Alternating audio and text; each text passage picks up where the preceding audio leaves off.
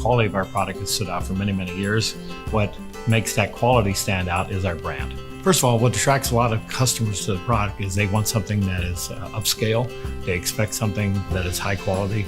It is kind of a status symbol in people's kitchens when they know that they have one of our cutting boards and perhaps some other products. Once we begin the process, Soma takes the logs, they slice it or cut it into boards that we use. We bring it to our plant, we inspect the lumber, we put it through a kiln drying process, and that process takes 3 to 6 weeks. Once we glue that together, then we begin the sanding and finishing process, shaping process, finishing process, and packing out the door to the customer. A lot of customers nowadays with stainless steel prefer a custom-made product over the stuff that you can buy at any local dealership. So customization of our stainless steel products is also a big part of our business.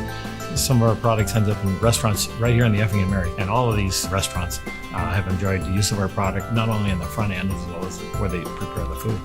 Well, to John Booz, being in Illinois, it's part of our heritage.